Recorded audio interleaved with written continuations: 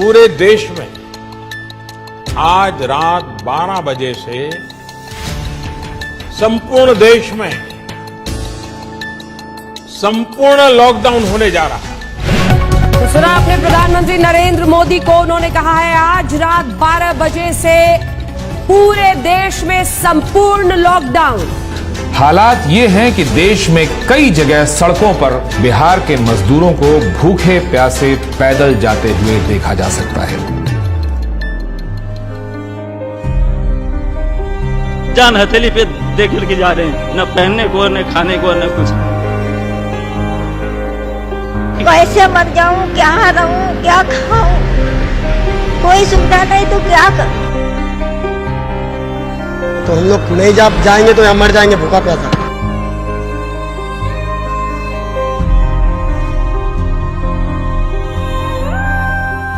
मेरा हस्बैंड खत्म हो गया, मेरा बाबू चला गया हमको छोड़ के। कोरोना से जंग में भी देखिए बिहार अस्पताल खुद बीमार है, अस्पतालों के हालात बता रहे हैं कि मरीज भर्ती हो जाएं तो वो भगवान भरोसे ही घर वापस हो पाएंगे। पटना के अस्पतालों में ऑक्सीजन की कमी है, अस्पतालों ने मरीजों को लेना बंद कर दिया है।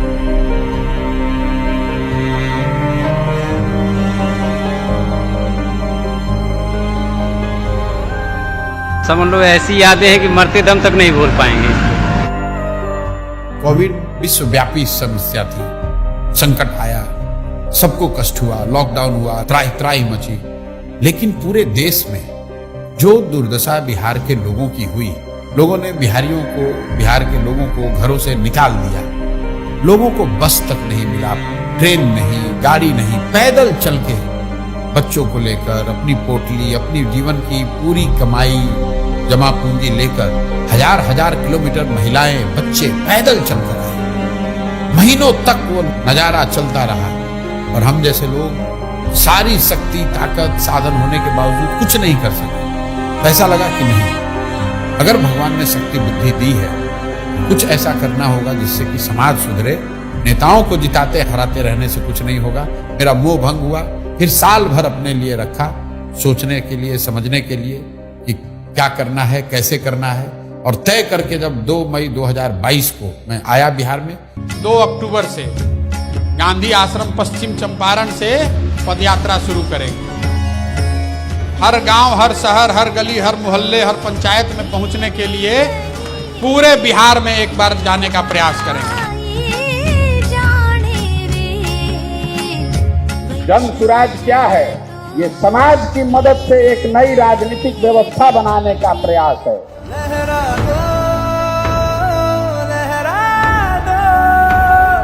सरकशी का परचम लहरा दो, गर्दिश में फिर अपनी सरजमी का परचम लहरा दो। पूरे बिहार में 3 बरस पैदल चल के आपके गांव समाज को मत कर आपके बीच से ऐसे आदमी को चुन कर निकालेंगे जिसके पीछे अपना पूरा पैसा, शक्ति, ताकत, बुद्धि सब लगाएंगे और आपके आशीर्वाद से उसको जिता कर लाएंगे। वोट चाहे जिसको भी दो, एक बार वोट अपने बच्चों के लिए।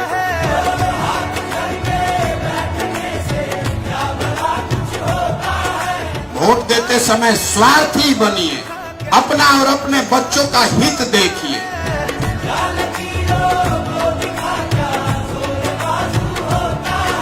जन सुराज पदयात्रा किसी और पदयात्रा से बेहद अलग है।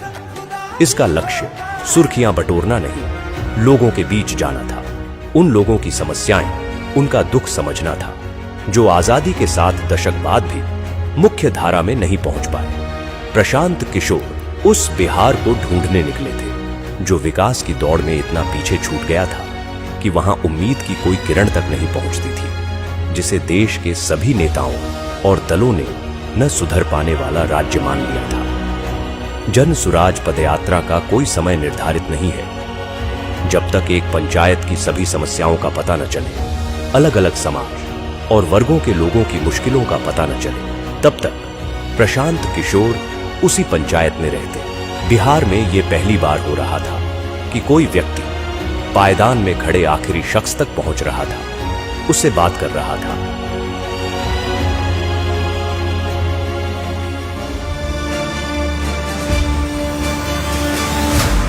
रात में पदयात्रा जहां खत्म होती, वहीं कैंप लगाया जाता।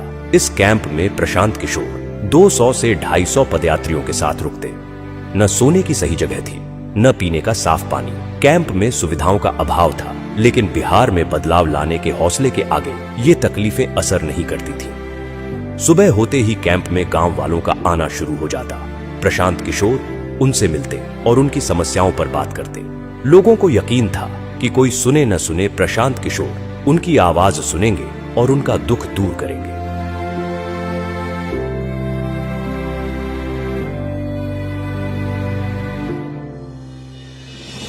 पदयात्रा हर वक्त चुनौतियों से भरी हुई थी। हर पल एक इम्तिहान था। कई सड़कें ऐसी थीं जहां सिर्फ पत्थर नजर आते थे। वहीं कुछ गांव ऐसे थे जहां सड़क पहुंची ही नहीं थी। कभी इतनी बारिश होती कि घुटने तक कीचड़ भर जाता, तो कभी इतनी तेज धूप होती कि 2 कदम चलना भी एक चुनौती बन जाता। लेकिन इन सब के बावजूद प्रशांत किशोर चलते रहे। तेज धूप, कड़ाके की ठंड या मूसलाधार बारिश, हालात कोई हो, प्रशांत किशोर का मनोबल नहीं तोड़ सका। हर दिन प्रशांत किशोर 20 से 25 किलोमीटर पैदल चलते, लोगों से मिलते, छोटे छोटे समूहों में लोगों से बात करते। जो पदयात्रा महज कुछ लोगों के साथ शुरू हुई थी, अब उसमें लोग दूर दूर से आकर जुड़ने लगे। प्रशांत की आवाज पूरे बिहार में गूंजने लगी। वो जहां जाते, लोग उनकी बात सुनने के लिए इकट्ठा हो जाते।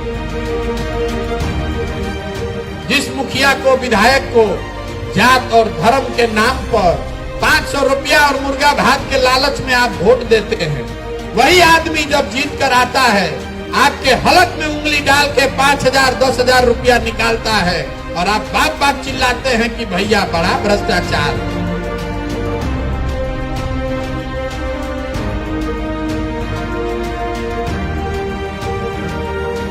लेकिन इसी बीच कुछ ऐसा हुआ जिसने सबकी सांसें अधर में लटका दी। लगातार खराब रास्तों पर रोजाना 20 से 25 किलोमीटर चलने की वजह से प्रशांत किशोर की कुछ मांसपेशियां फट गईं। वो चलने फिरने में असमर्थ हो गए। डॉक्टर ने उन्हें कुछ हफ्ते आराम करने की सलाह दी। समस्तीपुर में जब एंट्री हो रही थी, वैशाली से हम समस्तीपुर की तरफ बढ़ रहे थे, तो शाम के बाद अचानक से हमारी नजर जब प्रशांत किशोर पे पड़ी तो उनके पैरों में बहुत तकलीफ थी। मतलब वो जूझ रहे थे उस तकलीफ से, उनसे चला नहीं जा रहा था। और चूंकि वो बहुत संकल्पित थे और जैसा कि सबको पता है वो बहुत जिद्दी आदमी है, 5-6 किलोमीटर का डिस्टेंस अभी और रह गया था। बावजूद इसके कई लोगों ने आके बताया, हम लोगों ने कहा कि भाई आपसे नहीं चला जा रहा है तो आप किसी गाड़ी पे बैठ जाइए, वहां से हम लोग चलते हैं।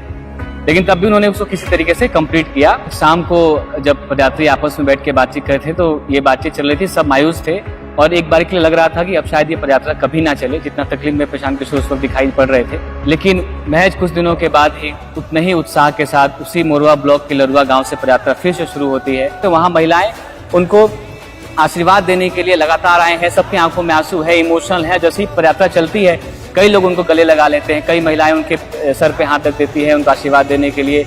बुजुर्ग आके बात करते हैं और गांव में भी एक उत्साह का माहौल होता है कि जिस व्यक्ति को यहीं पे चोट लगी थी वहीं से उनकी शुरुआत हो गई।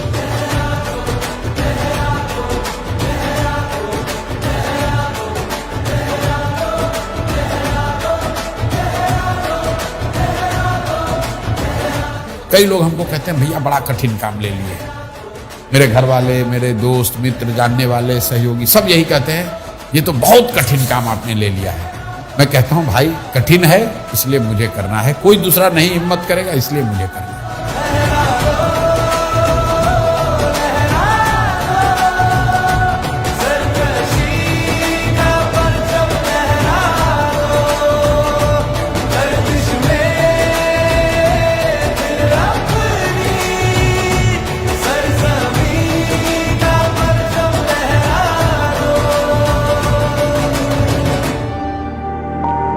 पदयात्रा के दौरान प्रशांत किशोर की पहचान एक नए बिहार से हुई। वो बिहार जो आंकड़ों से कहीं ज्यादा गरीब है। बिहार जितना आंकड़ों में गरीब दिखता है और जब आप उसको इन पर्सन फील करते हो तो दोनों में जमीन आसमान का फर्क है। क्या वो इन पर्सन और भी ज्यादा बहुत भयानक दिखता है।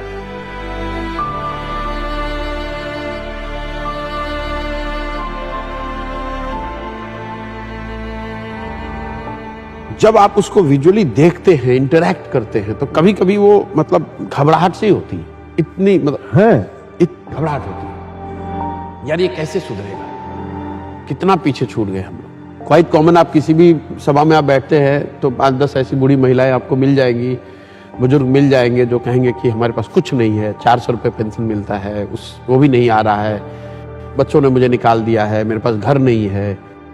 वो घबराहट होती है मुझे, घंटों में सोचता हूं कि यार कैसे वो मैनेज कैसे करते हैं 400 रुपये में।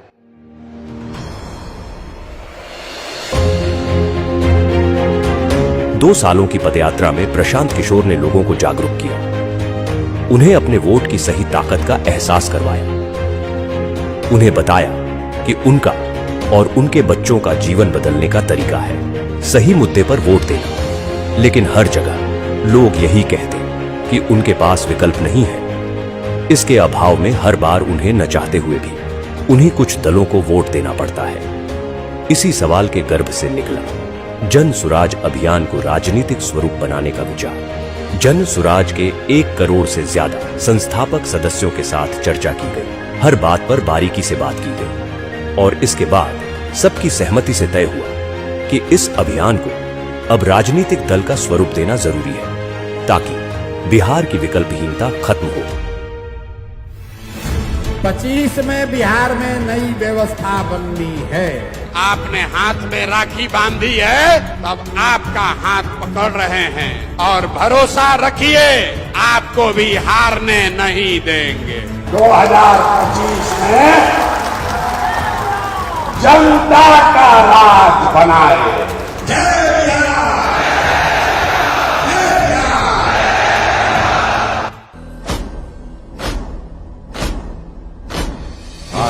है प्रचंड बोल मस्तकों के झुंड, आज जंग की घड़ी की तुम हार दो। है प्रचंड बोल मस्तकों के झुंड, आज जंग की घड़ी की तुम हार दो।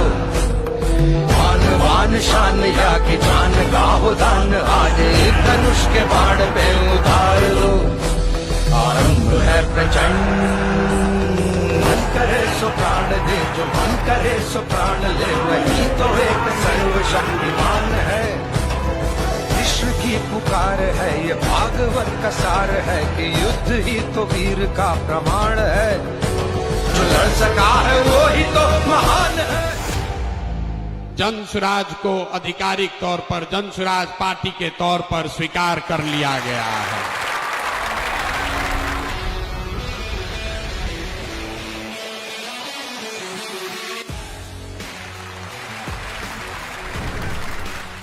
जन सुराज बिहार के युवाओं की जिद है कि जिस बिहार को इस देश के बड़े बड़े दल और नेताओं ने न सुधर पाने वाला राज्य, जातियों में बटा हुआ राज्य मानकर इसके हाल पर छोड़ दिया है, उसको सुधारने का जिम्मा यहाँ के युवाओं ने उठाया है। ये हमारी जिद है। जन सुराज बिहार के युवाओं का संकल्प है कि अगले 10 बरस में देश का सबसे गरीब और पिछड़ा राज्य बिहार, इसको देश के 10 सबसे अग्रणी राज्यों में शामिल कराकर ही दम लिया जाएगा। तो जन सुराज जिद है युवाओं का, जन सुराज हमारा संकल्प है, जन सुराज एक नई व्यवस्था है, लेकिन सबसे बढ़कर ये जन सुराज का सपना है। अपने जीवन काल में हम लोग ऐसा भी दिन देखना चाहते हैं जब हरियाणा, पंजाब, गुजरात, महाराष्ट्र से लोग बिहार में रोजी रोजगार करने आए, तब मानेंगे कि बिहार में विकास हुआ है। होना चाहिए कि नहीं होना चाहिए? होना चाहिए कि नहीं होना चाहिए?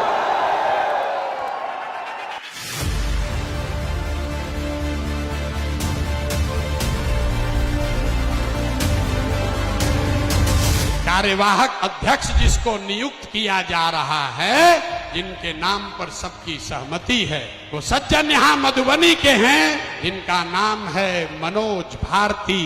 ये इसलिए नहीं है कि ये दलित समाज के हैं, ये काबिल हैं जो दलित समाज के भी हैं।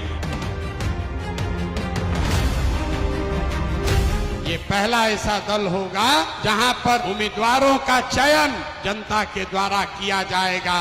जनसुराज अपने संविधान में लिख रहा है राइट टू रिकॉल। अगर टिकट पाने के बाद, आपका वोट लेने के बाद भ्रष्टाचार चालू किया तो उसका चाबी आपके हाथ में है। 2.5 वर्ष में उसको वापस बुलाया जाएगा। जनसुराज पार्टी का जो आधिकारिक झंडा होगा उसमें महात्मा गांधी के साथ साथ संविधान निर्माता बाबा साहब अम्बेडकर का चित्र भी शामिल किया जा रहा है। कमर कस लीजिए, जंग की शुरुआत ठान दी है, अब हम लोग पीछे हटने वाले नहीं हैं। जय बिहार, जय बिहार, जय बिहार, जय बिहार, जय बिहार। प्रशांत किशोर ने आज अपनी नई पार्टी लॉन्च की। पार्टी का नाम है जन सुराज पार्टी। इस मौके पर पटना के वेटरनरी ग्राउंड में प्रशांत किशोर ने बड़ा कार्यक्रम किया। उन्होंने कहा कि वो बिहारियों के सम्मान के लिए काम करेंगे। पार्टी के झंडे पर बापू और बाबा साहब दोनों की फोटो होगी।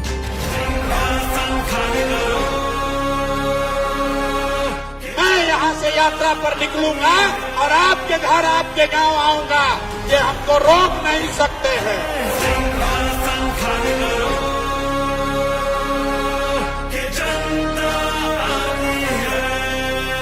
6 महीने के लिए कमर कस लो और अपने इस बेटे, अपने भाई पर भरोसा रखिए। नवंबर में आपको नई सरकार बनाकर, जनता की सरकार बनाकर देंगे।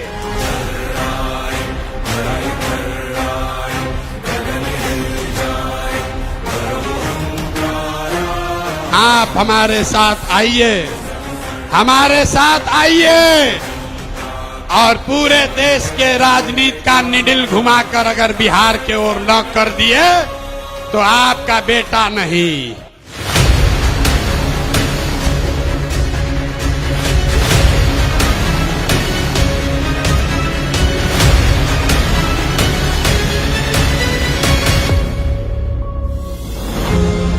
दल बनने के बाद एक बार फिर प्रशांत किशोर ने लोगों के बीच पहुंचना शुरू किया।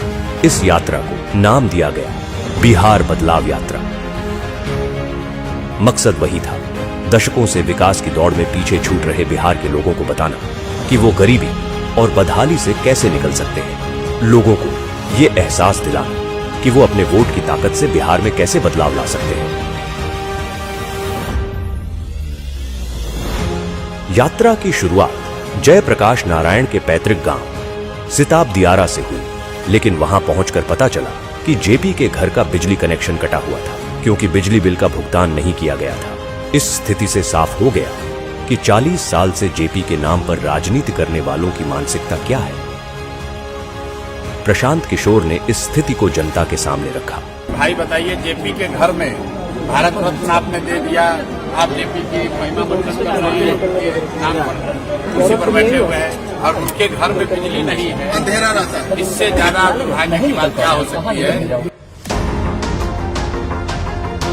नतीजा यह हुआ कि जेपी के घर की बिजली बहाल हुई। इस तरह बिहार को बदलने की यात्रा की शुरुआत जेपी के घर की स्थिति बदलकर हुई। 1 साल से कटी हुई है डिस्कनेक्ट में।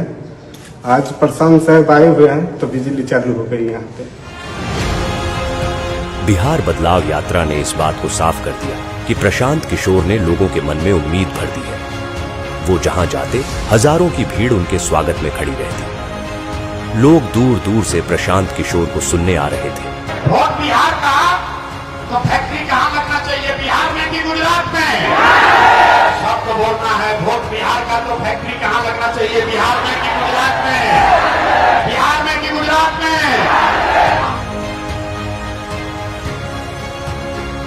नीतीश कुमार को रखना है कि हटाना है? रखना है कि हटाना है? रखना है कि हटाना है? हाथ उठाकर बोलिए, रखना है कि हटाना है? सभाओं में जन सुराजियों की ऐसी भीड़ उमड़ती कि लोग देखकर दंग रह जाते। सबके मन में सिर्फ एक ही उम्मीद कि प्रशांत किशोर बिहार में बदलाव लाएंगे। बिहार में बदलाव होना चाहिए कि नहीं होना चाहिए? होना चाहिए। अभी होना चाहिए कि 5 वर्ष के बाद? अभी कि 5 वर्ष के बाद? सब लोग तैयार है? अगर सब तैयार है तो हमसे गारंटी ले लीजिए, छठ के बाद किसी का बच्चा बिहार से बाहर पढ़ने के लिए और रोजगार के लिए नहीं जाएगा।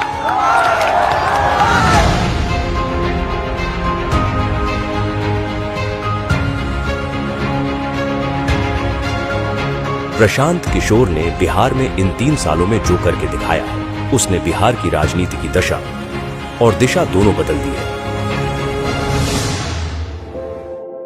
प्रशांत जी को देखता हूँ आजकल घूम रहे हैं पूरा बिहार, गांव-गांव जा रहे हैं, बहुत परिश्रम कर रहे हैं। उनकी बातें तो बड़ी इंटरेस्टिंग और बड़ी फैक्ट वाली बातें करते हैं वो। प्रशांत किशोर जो है, इसमें कोई डाउट नहीं है कि एक शक्ति के रूप में एक ऑल्टरनेटिव पॉलिटिकल पार्टी के रूप में अपने को एस्टैब्लिश नहीं किया हो। मैं प्रशांत किशोर जी को फॉलो कर रहा हूँ क्योंकि उनकी बातें कनेक्ट करती हैं मेरे से। वो तथ्य रखते हैं सामने और सार्थक बातें करती हैं, पॉजिटिव बातें करते हैं। कास्ट या रिलीजन और इन सब से उठ के बहुत ही प्रैक्टिकल बातें। बिहार में प्रशांत काम कर रहा है, मुझे उनसे बड़ी आशा है। मुझे उनमें बड़ा तेजस्वी युवक दिखाई देता है जो बिहार का दर्द जी रहा है। 3 साल से गांव-गांव रोड वो घूम रहे हैं, लोगों के बीच में जा रहे हैं। ये इस चीज को मैं दाद देता हूँ, सलाम करता हूँ उस भावना। प्रशांत किशोर जी को जब मैंने अभी देखा लास्ट सम 2-3 इयर्स से बिहार के लिए बात करना, तो लगा कि नहीं, ये एक परिवर्तन करने की समय है और इस परिवर्तन के क्षण में मैं अगर उनकी ताकत नहीं बनूं पीछे से, तो फिर मैंने क्या किया? फिर मैं समझती हूँ कि ये भी एक मोमेंट है कि बिहार की जो परिवर्तन की बात है, सपोर्ट करने की जरूरत है उनको। भारत की जो राजनीति उसमें प्रशांत किशोर जैसे लोगों का बोलबाला होना ही चाहिए। प्रशांत किशोर तो बहुत बढ़िया आदमी, राजनीतिक सूझबूझ तो उनके अंदर खसक है। अब तो हवाएं ही करेंगी रोशनी का फैसला, जिस दिए में जान होगी वो दिया रह जाएगा। वो आदमी गांव-गांव में जाकर के अब ऐसी स्थिति क्रिएट कर दिया है कि चर्चा हो रहा है उसका। कांधों लगा रहना और जाना, हर लोगों के गांव में बिना सिक्योरिटी के चलना, उतना हिम्मत के साथ चलना। तो मैं देख रहा हूँ एज ए जर्नलिस्ट, तो उस आदमी को सैल्यूट के सिवा हम कुछ नहीं कर सकते।